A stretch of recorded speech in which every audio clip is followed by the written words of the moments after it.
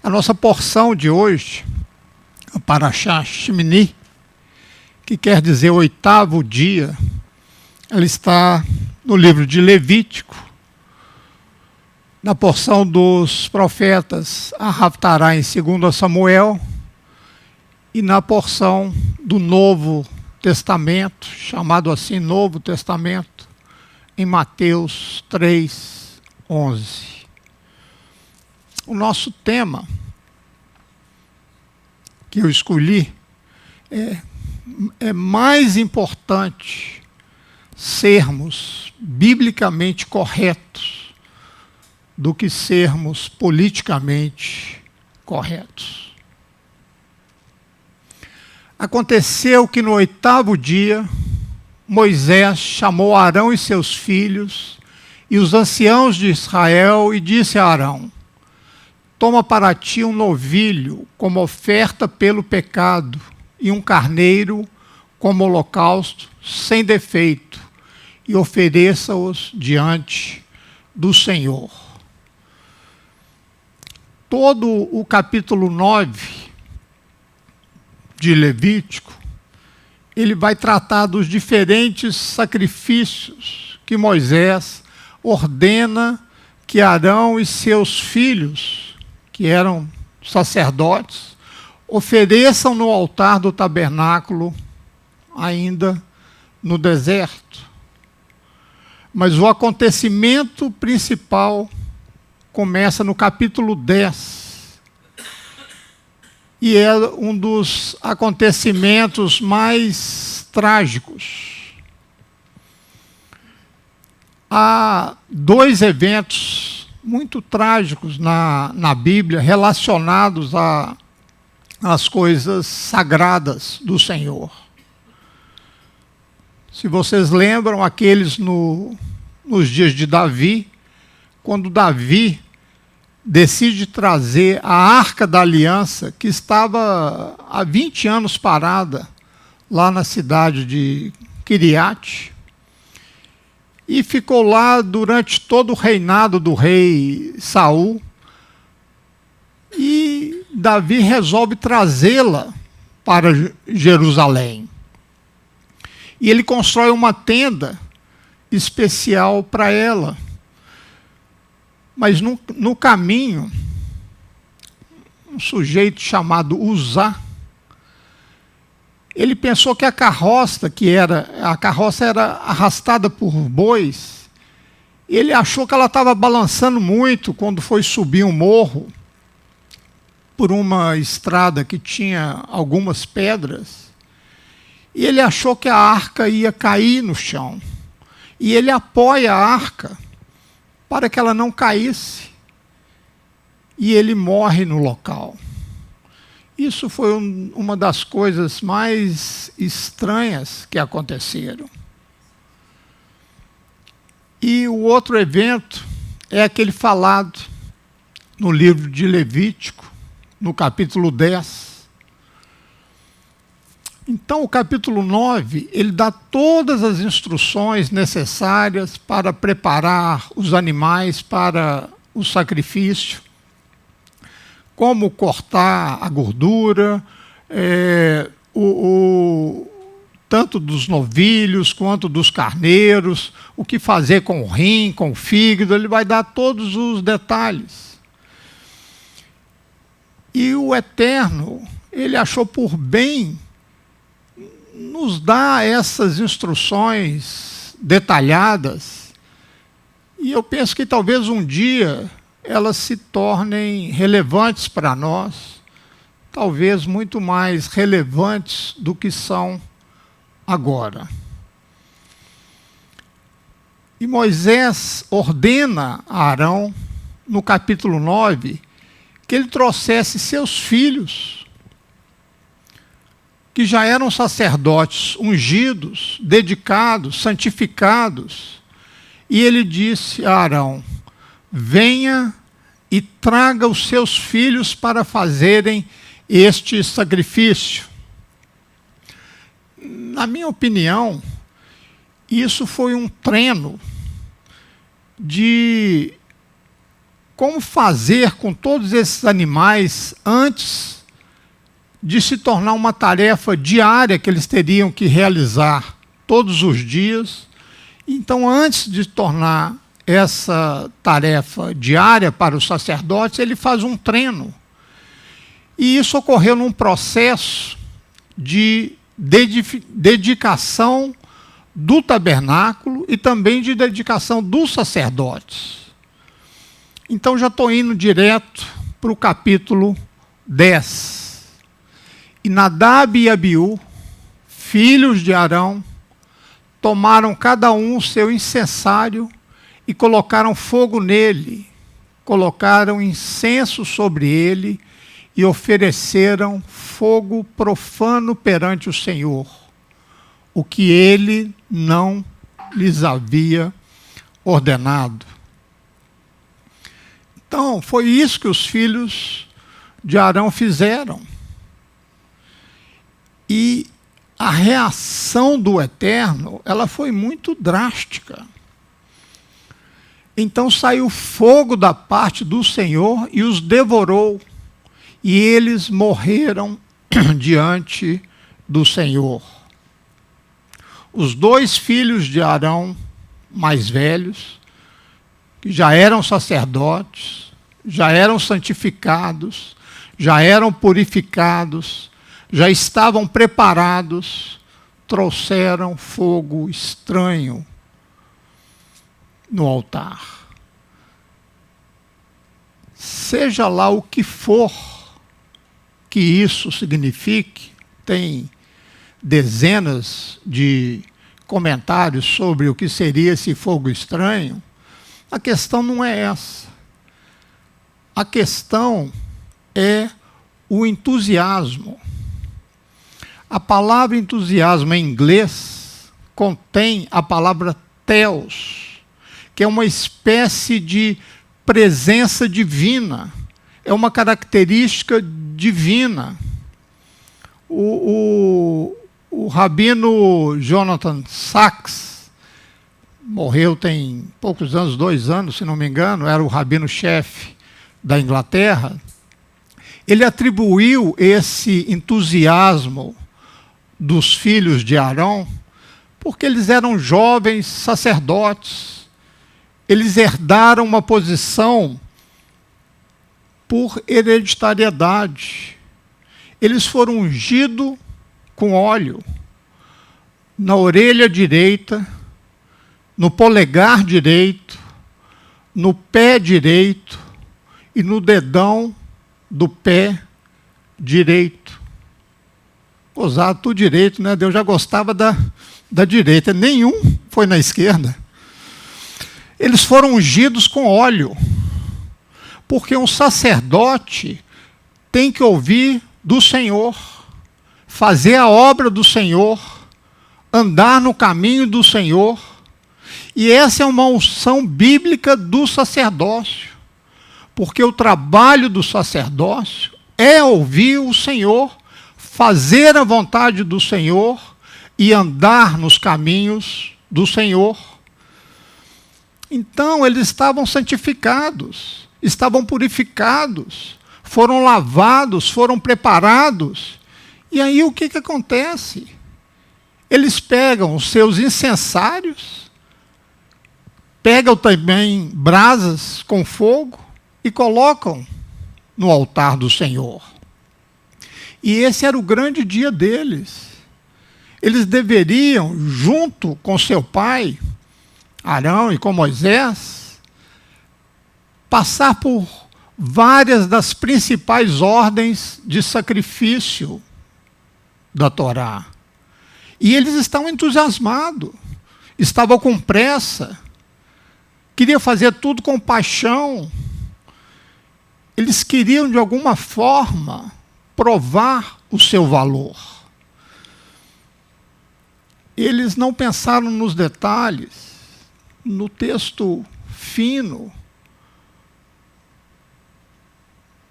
Pensaram mais no desejo deles de provar o seu valor do que naquilo que o Senhor tinha ordenado. eles foram excessivamente zelosos, excessivamente entusiasmados.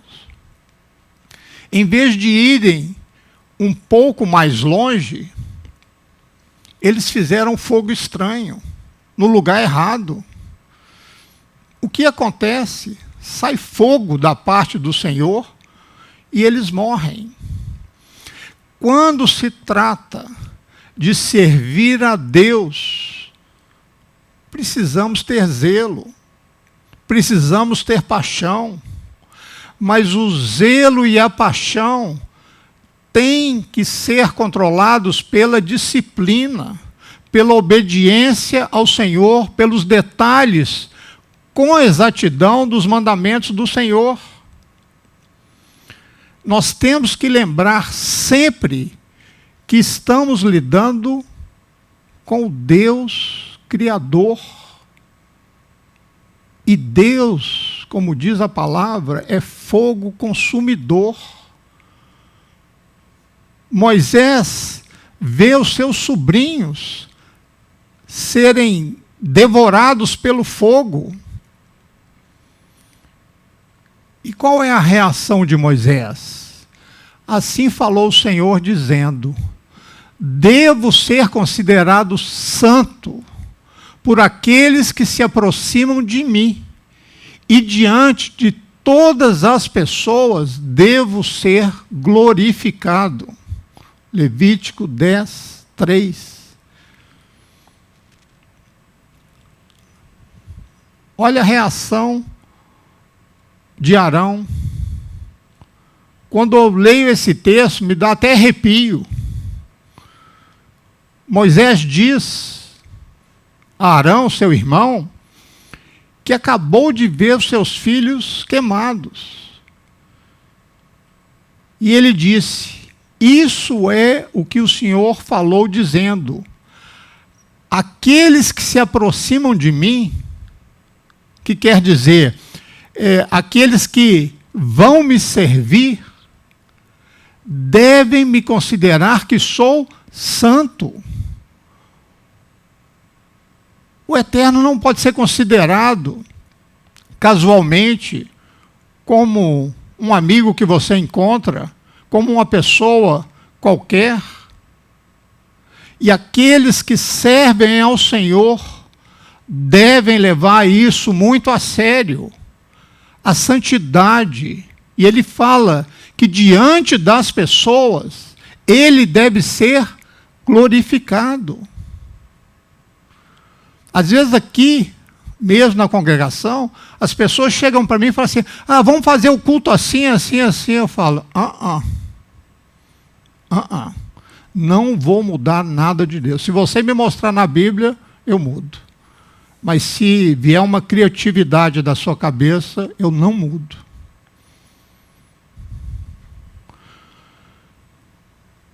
Arão não disse nada. Ele não reagiu. Os seus 2 filhos mais velhos foram queimados.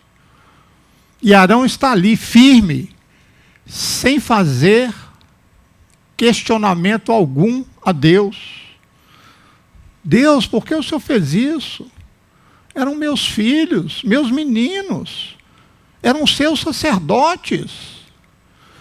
Arão não tinha nada a dizer naquele momento, após a morte dos seus filhos. Então Moisés chama Misael e Eusafã, filhos de Uziel, né, tio de Arão, e diz a eles: aproximem-se e levem seus irmãos de diante do santuário para fora do acampamento. Então eles se aproximaram e os levaram para fora do acampamento pelas túnicas, como Moisés havia dito, os 2 que morreram. Imagina que imagem triste. E Moisés e Arão, e Eleazar e Itamar, né, os outros 2 filhos que sobraram, que não morreram. Então disse Moisés a Arão e a seus filhos Eleazar e Itamar: não descubrais as vossas cabeças, nem rasgueis as vossas vestes, para que não morrais, nem venha a ira sobre toda a congregação. Mas vossos irmãos, toda a casa de Israel, lamentem este incêndio que o Senhor acendeu. E não saireis da porta da tenda da revelação, para que não morrais, porque está sobre vós o óleo da unção do Senhor. E eles fizeram conforme a palavra de Moisés. A ordem de não beber álcool, bebida forte, segundo os comentários rabínicos, é uma indicação do entusiasmo de Nadab e Abiú, que antes de irem servir ao Senhor, eles beberam e não foram corrigidos a prestarem obediência ao Senhor. O que a gente aprende hoje, como pastores, professores, como rabinos, em primeiro lugar, é óbvio que quando servirmos ao Senhor, não deveríamos beber álcool, não deveríamos nem vir à sinagoga depois de tomarmos umas cervejas. Não é pecado beber bebida alcoólica, talvez exceto para os batistas, mas é pecado beber álcool numa época em que você deveria estar servindo ao Senhor, pregando a palavra de Deus, realizando funerais, realizando batismos, realizando casamentos. Você não pode beber antes e chegar lá alterado antes de servir ao Senhor. E é esse o resultado que os rabinos tiram dessa história. A segunda coisa é que devemos fazer a obra do Senhor com zelo. Pode até ter um entusiasmo, mas não esquecendo da obediência, dos limites desse entusiasmo. Nós não somos chamados pelo Senhor para criar um atalho. Nós não somos chamados pelo Senhor para inventarmos maneiras novas de honrá-lo. Talvez pensamos que temos maneiras mais eficazes de servir ao Senhor. Precisamos ser muito mais radicais não no que essa palavra significa hoje, mas radicais em termos de ir às raízes, na maneira como devemos servir a Deus. E essa é uma importante lição para todos nós. O livro de Levítico tem detalhes dessa história no capítulo 10. E ela é mencionada 4 vezes nos 5 livros de Moisés.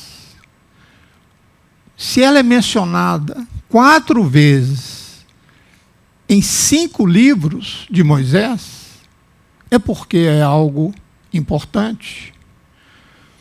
Então, que tenhamos sempre o nosso entusiasmo controlado pela obediência, pelo respeito, por saber a diferença do que é santo e daquilo que é profano. Não podemos ser criativos acima e além dos mandamentos e das instruções que o Senhor nos dá através da sua palavra. Deus é santo e exige que o tratemos em sua santidade e não de qualquer outra forma. Por isso, escolhi esse tema, que é mais importante ser biblicamente correto do que ser politicamente correto. No entanto, agora, aos 67 anos de idade, compreendo que mesmo o Evangelho não é uma solução instantânea. Agora entendo que Yeshua, o Messias, que é o meu rabino, o meu mestre, o meu salvador, também não é uma solução instantânea. Criar um exército de homens e mulheres que se dediquem a seguir o Messias Yeshua, a praticar realmente os seus ensinamentos, o seu exemplo, tanto para os judeus quanto para os gentios, talvez seja necessário um tipo diferente de mecanismo. O mecanismo do cristianismo que vimos funcionar durante os últimos 1.500 anos não produziu uma comunidade amorosa, não produziu uma comunidade pacífica em nenhum lugar desse mundo. Generalizar, nesse caso, acredito que seja legítimo, porque a história, porque os exemplos que vemos não se parecem com os exemplos da pessoa de Yeshua que são apresentados nas Escrituras. Por essa razão, eu encorajo aos nossos irmãos e irmãs em todo o mundo a se esquecerem das divisões, a estudarem a Bíblia, a tentarem entender quem são Yeshua e seus discípulos, e se voltarem a fazer de Yeshua não somente o nosso Salvador, não apenas o Filho de Deus, mas nosso Mestre. E não nos esqueçamos que um dia Ele será o nosso juiz. Ele será um juiz que julgará toda a carne com uma espada na mão. E a graça de Deus não irá ajudar aqueles que dividiram e usaram o reino como benefício próprio, aqueles que pregaram a inimizade, o ódio, o racismo, a fim de ganharem alguma coisa pessoal. Os dias da graça de Deus são agora. Devemos fazer uso dessa graça. Devemos corrigir as nossas vidas e orientar os outros para não irem apenas às igrejas por causa dos belos edifícios, por causa do ar-condicionado, por causa do lanche, mas para serem realmente discípulos do Senhor e levarem a verdadeira mensagem de salvação e o amor de Deus ao próximo. Essa visão de João Batista sobre quem é o Messias e a sua missão aqui na terra, diz o seguinte: então o Senhor falou a Arão dizendo: não bebas vinho nem bebida forte. Não.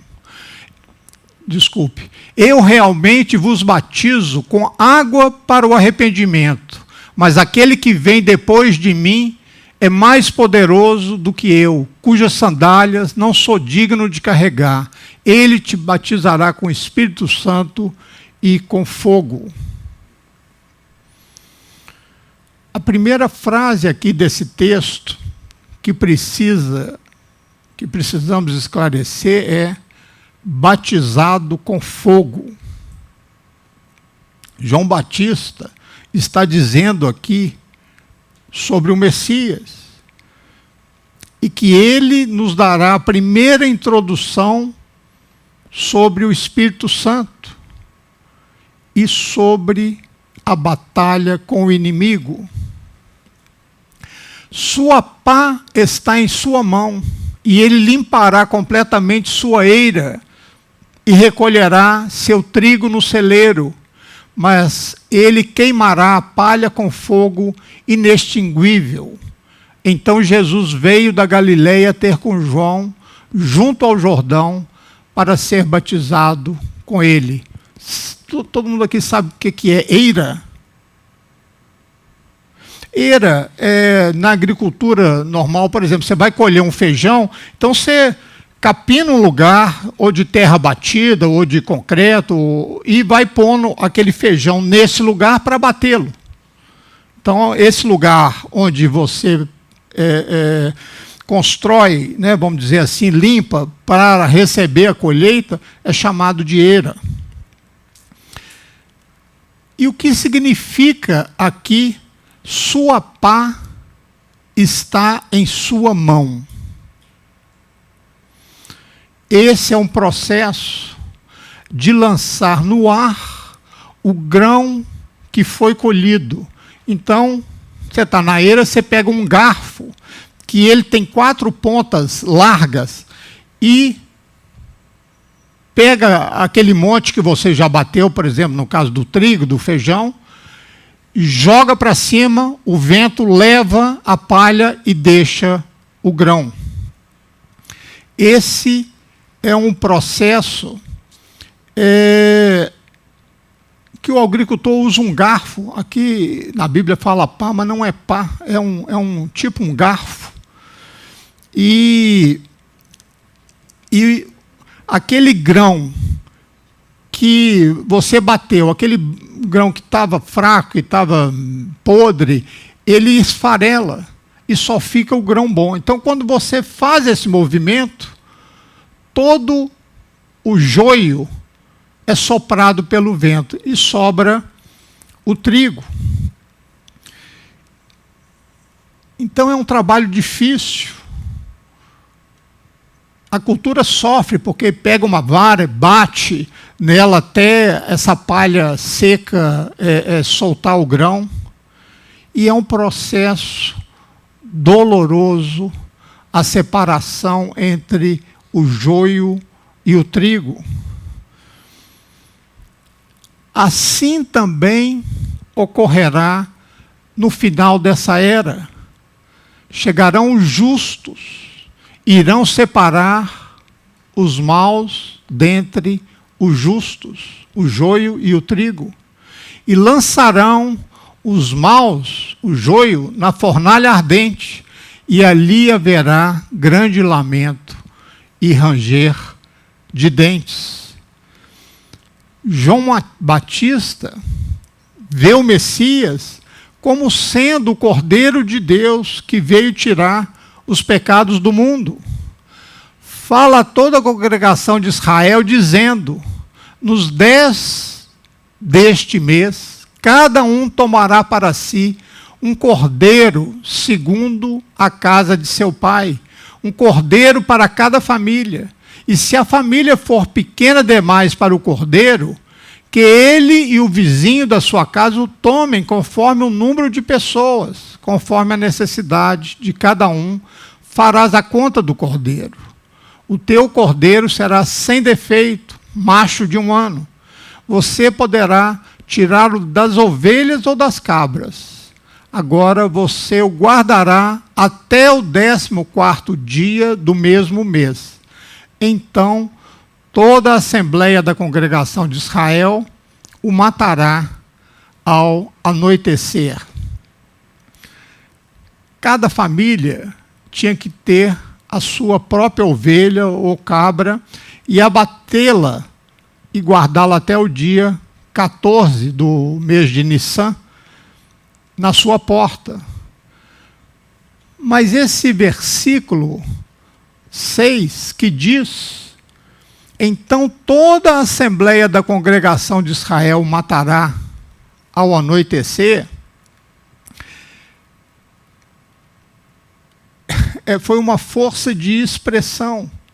Então, Rashi, que é um dos maiores comentaristas da Bíblia hebraica, ele percebe esse problema, assim, vamos chamar de gramatical, e ele vê que era impossível toda a comunidade de Israel matar um cordeiro naquele dia.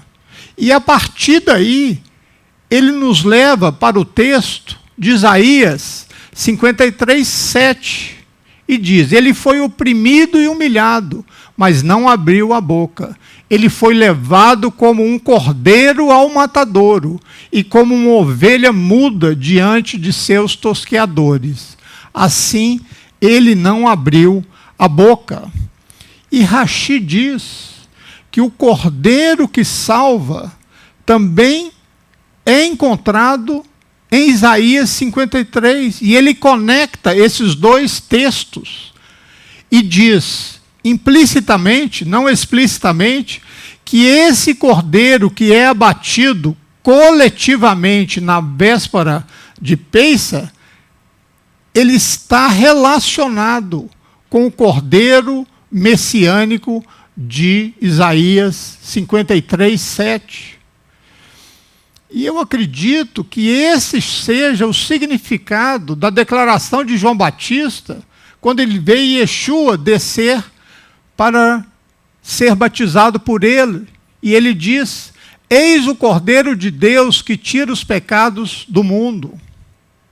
A ênfase dessa declaração de João é a separação entre as ovelhas e os cabritos, entre aqueles cuja justiça é comprada pelo sofrimento do Messias Yeshua, como diz lá em Isaías 53, e aqueles que acreditam que são justos pelas suas próprias obras. Nosso desafio para esses dias é retornar ao básico, é estarmos menos atentos ao nosso ganho, à nossa própria salvação, e mais ligados à missão dada por Deus a todo o Israel de Deus, ser uma luz para o mundo. Nós devemos celebrar e nos alegrar em Yeshua, que é o nosso Cordeiro Pascual, como diz lá em 1 Coríntios. Mas não devemos esquecer que ele julgará toda a carne, e ele condenará uns e salvará outros. Essa conversa que todos serão salvos, não acredite. Isso não vem de Deus. Em épocas passadas, Deus não levou em conta essa falta de sabedoria, mas agora ordena que todas as pessoas, em todos os lugares, cheguem ao arrependimento, porque determinou um dia em que julgará o mundo com o rigor de sua justiça, por meio do homem que para isso estabeleceu. E quanto a isso, ele deu provas a todos, ao ressuscitá-lo dentre os mortos. Acredito que o julgamento que será feito por esse judeu que julgará o mundo com justiça não está longe de nós. Acredito que essas pandemias, enchentes, terremotos, são apenas um lembrete para o mundo de que tudo está nas mãos de Deus, e Ele, e somente Ele, pode salvar e condenar. E é isso que eu gostaria que você se lembrasse nesse dia. Temer a Deus é tão ou mais importante do que muitos ensinamentos das Escrituras. Temer a Deus significa ter fé, ter confiança, ter respeito por Deus e estar sempre motivado a fazer o que é certo e manter o nosso relacionamento com Deus sempre entre dois polos, amor e temor. Os discípulos do Messias devem ser uma luz que brilha nas trevas do nosso mundo. Nosso mundo da imoralidade, nosso mundo das coisas abomináveis que estão acontecendo ao nosso redor. Tanto as igrejas como as sinagogas mantêm-se em silêncio, optando por temer aos homens, em vez de temer a Deus. O politicamente correto nunca esteve em sintonia com a palavra de Deus, nem com a vontade de Deus. Os politicamente corretos estão sempre correndo pelo caminho largo, ladeira abaixo, levando aqueles que caminham assim para a destruição. O caminho que o Senhor nos deu é apertado.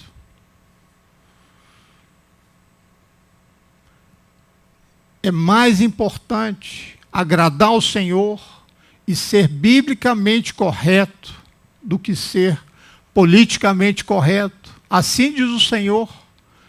Maldito o homem que confia no homem e faz da carne a sua força, cujo coração se afasta do Senhor, porque ele será como um arbusto no deserto, e não verá quando o bem vier, mas habitará nos lugares áridos do deserto, numa terra salgada que não é habitada.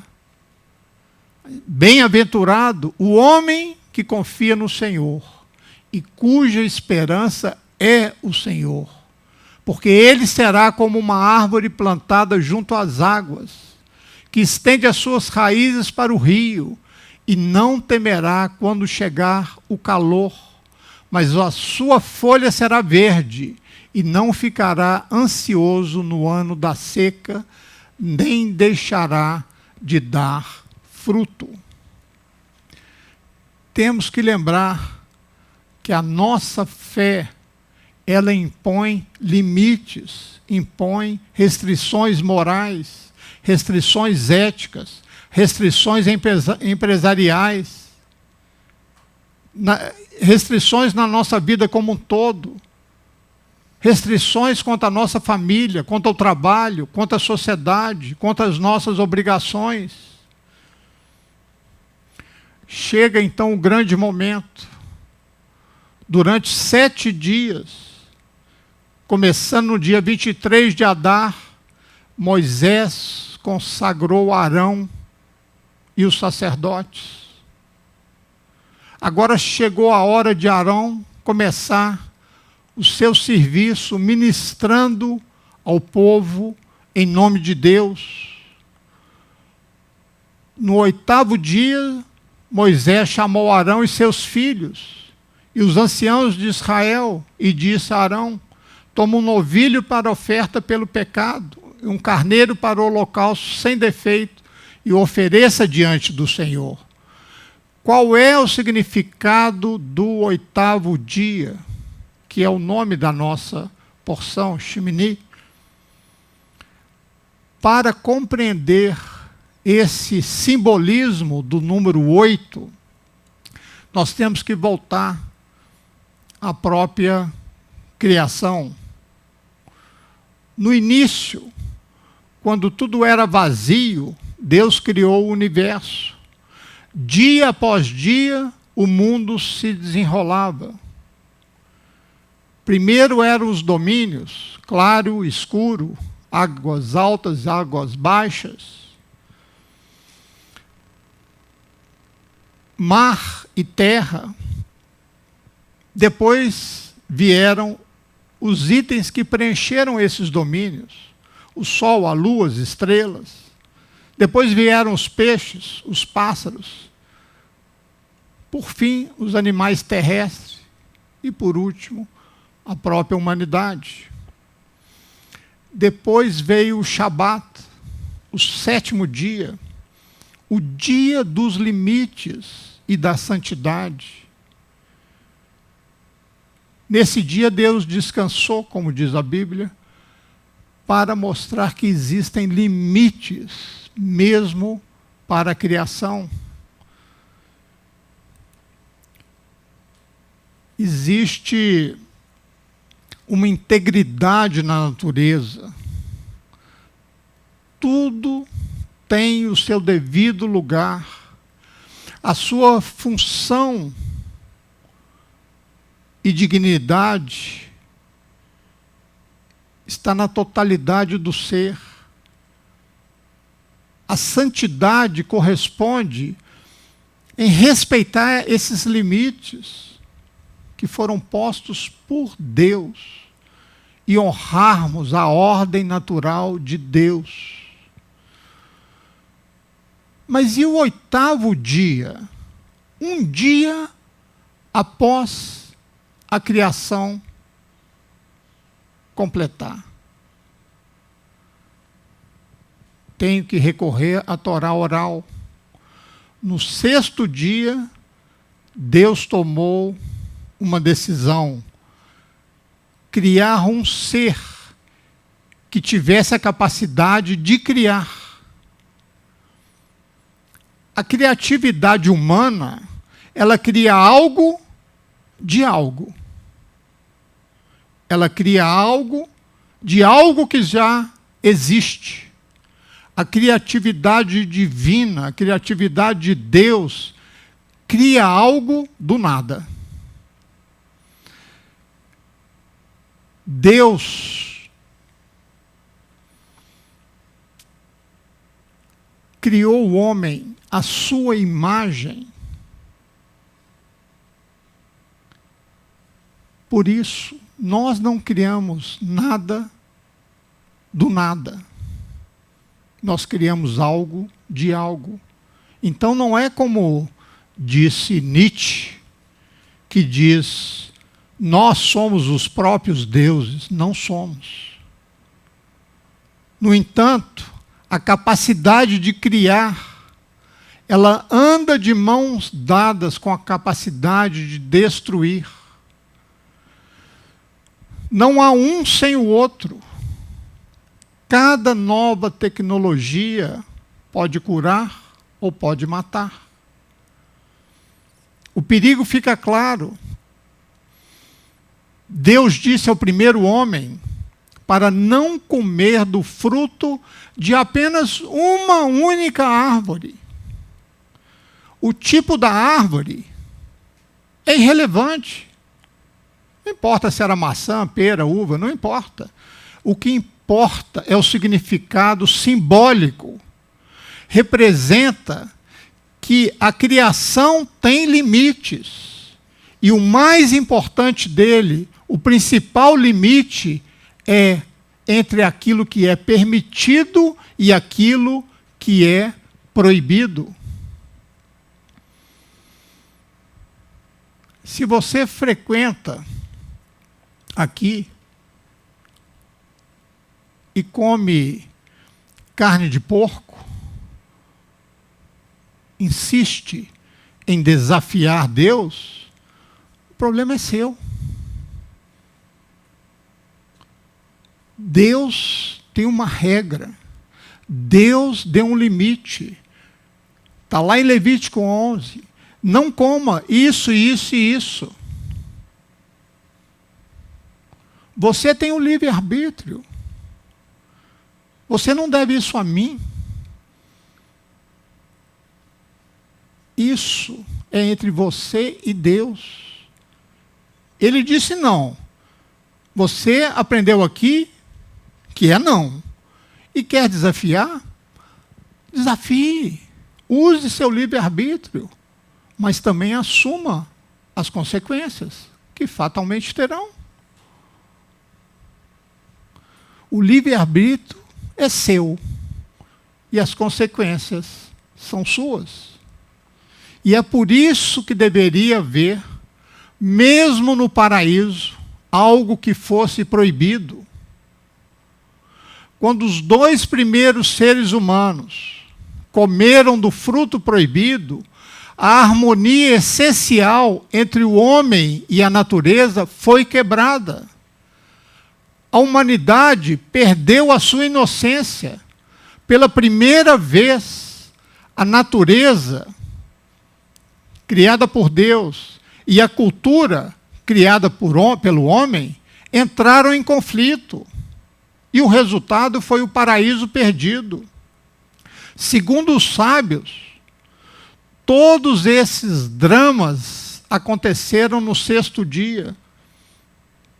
Naquele dia, eles receberam uma ordem sobre uma única árvore e transgrediram essa ordem e foram condenados ao exílio. Mas em compaixão, Deus permitiu-lhes uma suspensão da sentença. Eles receberam um dia extra no Éden, ou seja, o Shabat. Durante todo aquele dia, o sol não se pôs. E ao terminar, Deus mostrou aos seres humanos como fazer luz. Eu não sou um estudioso, nem um apreciador da Cabalá, a parte, vamos dizer assim, sobrenatural do estudo do Shabat, mas lá tirei isso de lá, não é da Bíblia, que com o fim do Shabat, a luz celestial começou a desaparecer. E Deus iluminou o entendimento do homem e ele aprendeu a esfregar 2 pedras, uma na outra, para produzir luz para a sua necessidade. E segundo os sábios, esta é a razão pela qual acendemos uma vela em Havdalah, que é o final do Shabat, para inaugurar uma nova semana. E há uma diferença fundamental entre a luz do primeiro dia, aquela que Deus diz, haja luz, e a luz do 8º dia. A luz do primeiro dia foi criada por Deus. A luz do 8º dia é aquela que Deus ensinou os humanos a criarem. Isso simboliza a nossa parceria com Deus na obra da criação. Não há imagem mais bonita do que esta, de como Deus nos capacita para nos juntarmos a Ele para trazer luz ao mundo. E no Shabat, lembramos da criação de Deus. Faz parte do Shabat lembrar que Deus criou o mundo. No 8º dia, em hebraico, Motzei Shabat, celebramos a nossa criatividade como imagem e parceria com Deus. E para compreender todo esse significado dessa história, temos que voltar a um dos grandes mitos da antiga Grécia, o mito de Prometeu. Para os gregos, os deuses eram essencialmente hostis à humanidade. Zeus queria manter em segredo a arte de fazer fogo, mas Prometeu roubou uma faísca e ensinou os homens como fazer fogo. E assim que o roubo foi descoberto, Zeus puniu Prometeu, acorrentando-o a uma rocha e colocou uma águia bicando constantemente o seu fígado. contra esse cenário, a gente vê o caráter da fé judaica. Nós acreditamos que Deus deseja que os seres humanos exerçam poder. Claro, de forma responsável, criativa, dentro dos limites estabelecidos pela integridade da natureza. Deus procura conferir com dignidade aos seres que Ele criou à sua imagem, como um ato de amor. Deus não esconde de nós os segredos do universo. Ele não procura manter a humanidade num estado de ignorância e de completa dependência. O Deus criativo nos capacita a ser criativos e começa nos ensinando como. Ele quer que nós sejamos guardiões do mundo. Ele confiou isso aos nossos cuidados. Esse é o significado, o grande significado do 8º dia. É exatamente a contrapartida humana do 1º dia da criação. A gente compreende agora o significado simbólico do 8º dia em relação ao tabernáculo. Como já vimos em algumas paraxás para trás, a Torá nos mostra que a construção do Mishkan, do tabernáculo, lá no deserto, refletia a criação divina. O tabernáculo pretendia ser o universo em miniatura, construído por seres humanos. Assim como Deus fez a terra um lar para a humanidade, o povo de Deus construiu um tabernáculo como um lar simbólico para Deus. Esse foi o ato de criação. E teve que começar no 8º dia. Assim como Adão e Eva começaram seus esforços criativos no 8º dia. Assim como Deus mostrou como fazer luz, muitos séculos depois, Ele ensinou aos israelitas a abrir um espaço para a presença divina. Porque eles também teriam que ser acompanhados pela luz de Deus, na forma de fogo, que consumiu os sacrifícios e também a luz da menorá. Se o 1º dia da criação divina, se o 1º dia representa a criação divina, o 8º dia significa a criação humana sob a tutela e a soberania de Deus. Vemos agora a conexão extraordinária entre os 4 temas. A criação do universo se conectando com a construção do santuário, se conectando com a cerimônia do Havdalah, o final do Shabat, se conectando com o número 8. A história da criação nos diz que a natureza não é uma luta cega entre forças em conflito, na qual o mais forte vence, e que o poder é o dom mais importante. Pelo contrário, o universo é bom, é um lugar de harmonia ordenada, é um design do próprio Criador. E essa harmonia é sempre ameaçada pela humanidade. Na aliança com Noé, Deus estabelece um liminar mínimo para a civilização humana. Na aliança com Israel, Ele estabelece um código superior de santidade. Assim como o universo é o lar que Deus cria para nós, o sagrado é o lar que construímos para Deus, simbolizando primeiro pelo tabernáculo e depois pelo templo, e agora pelas sinagogas. e começa pela criação da luz. Assim como Deus começou iluminando o primeiro dia, também na cerimônia da Havdalah iluminamos o 8º dia, o início da criatividade humana.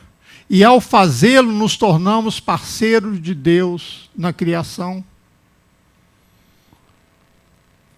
Como Ele, começamos criando luz, e aí passamos a fazer distinção. Por exemplo, bem-aventurado és tu, que faz a distinção entre o sagrado e o profano, que faz a distinção entre luz e trevas.